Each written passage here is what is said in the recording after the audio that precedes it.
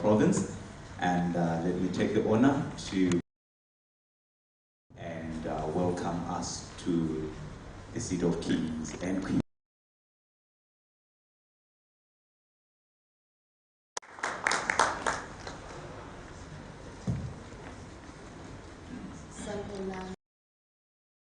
And welcome us to the seat of kings and queens.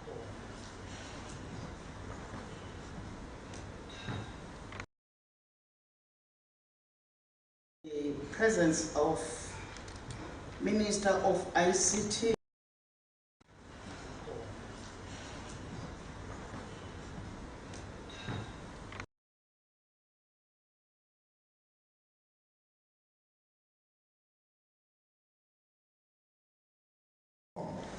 So thank you so much. May you please use the pen that is at your disposal to do exactly that.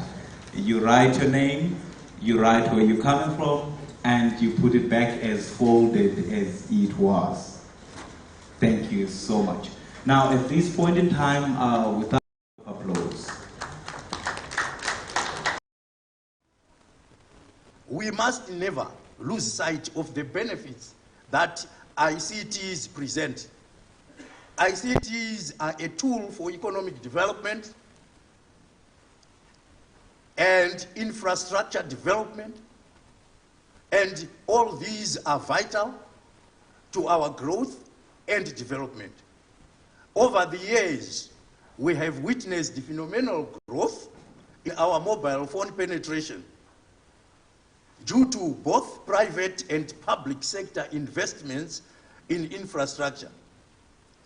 With more and more people being able to surf the internet on their mobile phones, internet penetration is also soaring rapidly.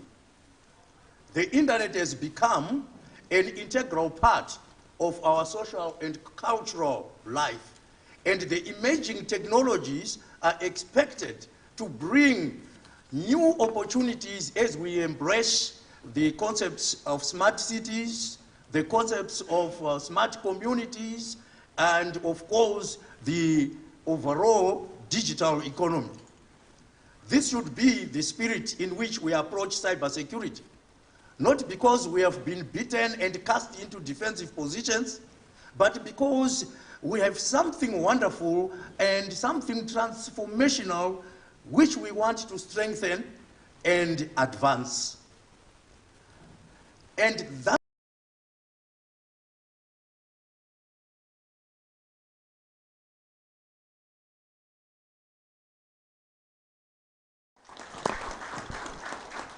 Thank you so much. Another round of applause, please. Thank you. It's always something when someone is about to finish and they're saying they don't want to steal the thunder, yet they started with the thunder.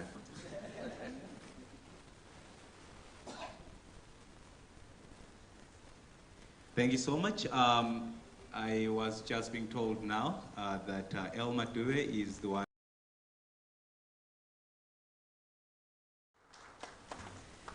Please do not apologize.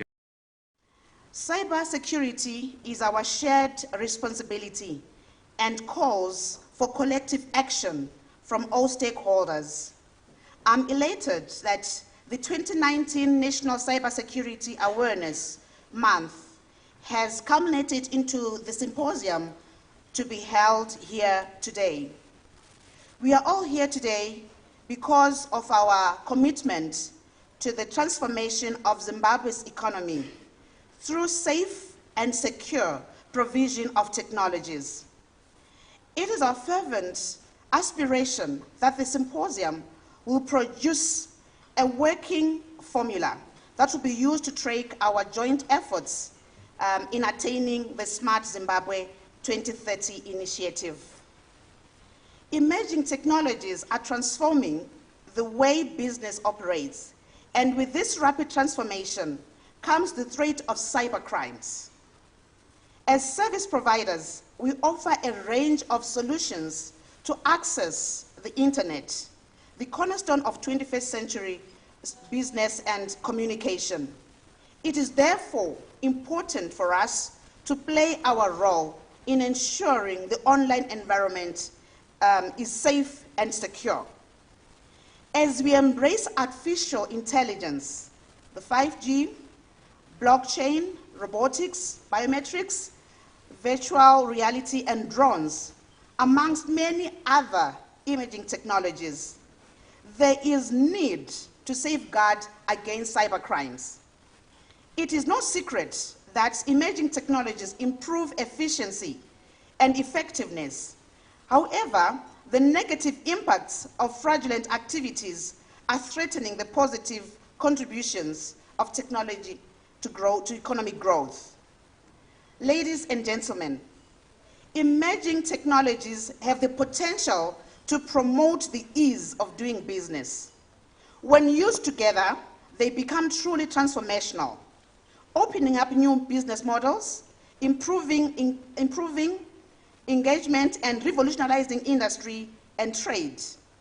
As Net1, it is our vision to continually expand our services, creating and unlocking value that the communities can leverage on to complement government efforts in attainment of the Smart 2030 initiative.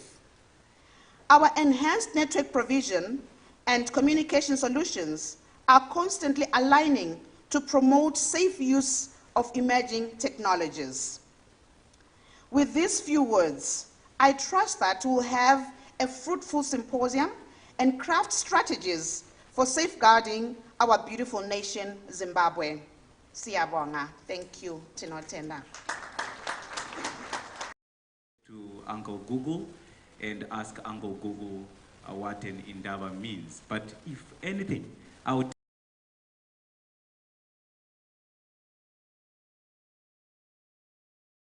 through and give us his talk.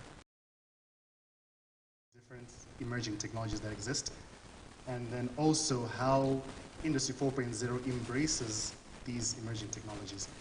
After that, I'll explain how we're redefining what we typically call critical national infrastructure in light of this becoming a more connected world.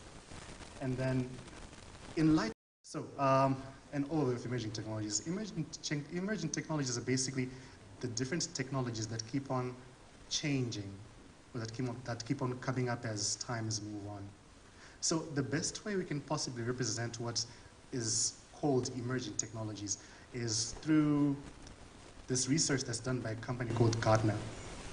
Periodically or annually, they present a report on what they call the Gartner Hype Cycle, which basically highlights the different technologies that are in trend at that particular time. So it basically highlights technologies that are on the rise, which are being researched and developed and that are just being invested in at the beginning. And then those at the peak, like there was a time when there was Google Glass, where everyone just giving it so much hype and media was all over it. That falls under the section of at the peak. Then sliding into the trough, where it's more like after the hype has died down, people stop adopting it at that instance. That also applied to Google Glass. And then there's the climbing the slope, where there are these technologies that after they have had a slump a bit, people begin to slowly adopt them as we go forward. And lastly, we have those that enter the plateau. These include cloud computing and now even big data in Zimbabwe, which are beginning to be more applied and applied. So as an illustration, this is basically how it stands. This diagram explains how the hype cycle is structured, where we have the technology trigger, where we said is on the rise, at the peak with the peak of inflated expectations, the trough, and climbing the slope, and finally entering the plateau. So now, covering some of the technologies involved, we have 4D printing, smart dust, quantum computing, edge computing, smart robots, IoT, and blockchain, which are part of what we'll be discussing today. So what we're saying is annually, Gartner presents this report which highlights the different technologies that exist and how people are adopting them.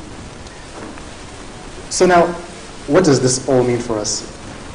There's what is being called the fourth industrial revolution, or Industry 4.0, which basically involves us taking in all the different emerging technologies, be it big data, be it artificial intelligence, and IoT and so forth. So basically everything in the world will become connected. But what does this mean? We mean there's smart agriculture. When it comes to farming, you can use IoT to capture information from your farm. From the soil moisture, you gather data from that, and you can automatically trigger sprinklers to go on from some reserve that you have of water and so forth. Then we also have smart mining. You also use IoT, artificial intelligence, and the data that you get from all over time. Smart education, smart cities, smart energy, transport management, and so forth. So basically, all these smart technologies, they leverage these emerging technologies we're representing, which is big data, blockchain, IoT, and AI, among others. And the goal is to effectively create a connected world where we have people in transport linking to the systems in energy and to response systems in the country, all being connected. So now, initially when we defined critical national infrastructure, where we had systems like water management and energy management and so forth, they were standalone systems. But now because we want to increase functionality and usability of these different systems, we then try to connect them. So by connecting them, we're making them more usable, but the challenge in doing that is they become less secure. Because effectively, when you focus on usability of a system and you focus on the functionalities in the system, become connected. So what we're saying is what we typically call critical national infrastructure then converts into critical information infrastructure, because all these systems have information. Which means as the ICT sector, our job has become even much bigger. Because not only do we have to service our own sector, but all different sectors when it comes to national security. So as we move forward as a country towards the Smart Zimbabwe agenda, that's something that we also have to keep note of and to vigorously try and work towards. So as I mentioned, as long as we connect these systems, it becomes a challenge when it comes to security. An example for one that we can maybe mention, we have the Zeta Smart Meters platform, which basically allows you to use electricity from your home after you pay using their smart meters. But now assume a scenario where somebody attacks that particular infrastructure. We have something called a denial of service attack, where we basically take that whole system down in different ways with different technologies to make sure nobody has access to it. So effectively, that means ZESA will have to turn down all the people on that particular platform because they cannot offer free electricity to everyone. So in that case, that means everyone who has a smart meter will not have electricity. That's just one example of what can possibly happen when it comes to connecting this world using ICTs. In addition to that, we had the PayNet crisis, which I think happened earlier this year, where we did not, I'm to assume that maybe we did not fully plan in advance because we had one particular provider for the services that PayNet was providing. So in the event that it went down, we did not have redundancies, which created a huge crisis nationally. So typically when it just came to the issue of payments, we used to have cash in the past, but then slowly we adopted into a cashless society.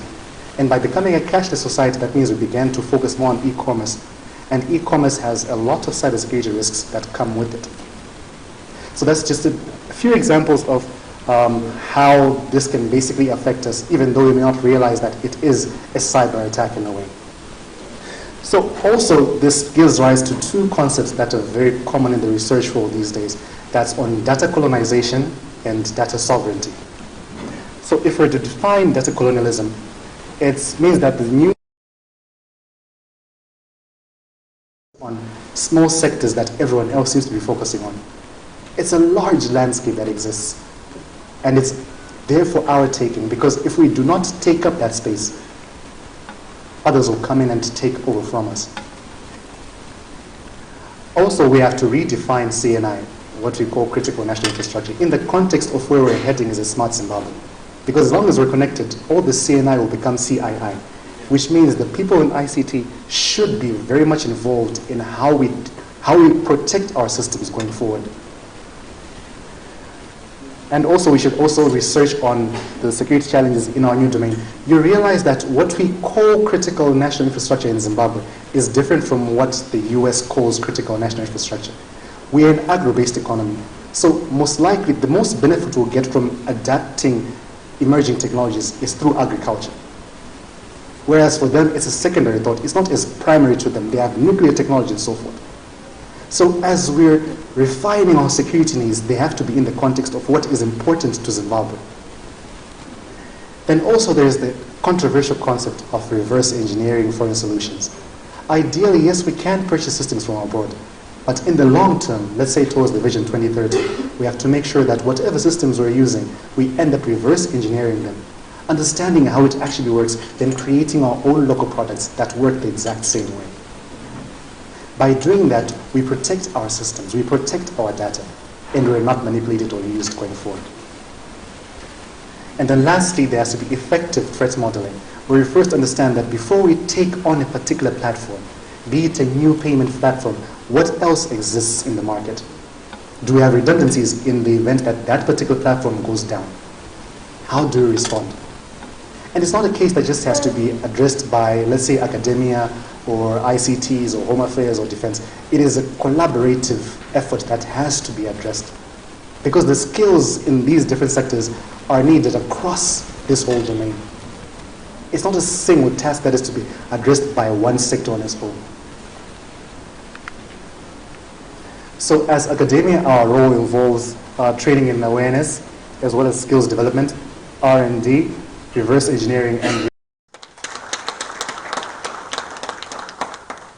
Thank you very much, Director of Ceremonies. May I start by acknowledging the presence of the Honorable Deputy Minister for the Ministry of Information Technology, Postal and Courier Services, Dr. Mswele. May I also, about, is also protected. Times we even fail to recognize the problem that is actually related attacks. We should not initiatives through technical, legal, policy, and financial, including Save the Children International. We also have and Honorable Deputy Minister is to ensure that child online protection activities throughout the country are implemented. And we also carry out advocacy on issues related to policy and legislative interventions. We are seeing children and women being sexually groomed on the internet, what we call sexual grooming, where they try to create relationship with our children, and then they will abuse them later physically. The process that we call sexual grooming. Cyberbullying, that is where I come from. We have made significant strides and efforts. We utilize both radio, television, print media, and the social media as well to try and raise Zimbabwe. And this is a challenge to us as Zimbabwe, to us as players in the ICT sector, that for how long should we continue to have information picked by other jurisdictions, and then the information is to obtain information on identified victims. Victim identification is critical for us as the police, because we believe if we see any nude picture, if we see any obscene picture of a child, our interest is not only in identifying the perpetrator, but we are also interested in identifying the victim so that the child is brought. At least we enforce issues to do with online child sexual abuse. And we are also using the Post and Telecommunications Act. Protection Committee, Honorable Minister, we really safety during the Cyber Security Month.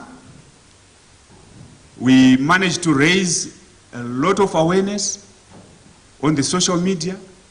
We had an SMS platform that was sponsored by one of our partners, Econet, and we distributed a lot of messages through that platform.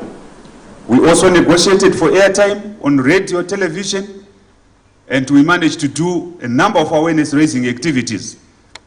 We hope that the messages that we also included in the information education material that we produced as ZCOP during that period will continue to be read and to be engraved in the minds of our communities. And we would want to thank the ministry for this initiative and to ensure that online child safety is not left behind. And as Zimbabwe Child Online Protection Committee, this is just by the beginning. We are not going to limit our activities to the Cyber Security Month, Honorable Deputy Minister. We are going to continue. As we move towards the 16 days of activism, this is also one thing that we are also planning to continue talking about, so that we protect women and children in this regard. Finally, as ZCOP, may I urge both parents and children to use the internet responsibly and to make sure that the internet is safe for everyone and is safe for our children. I thank you.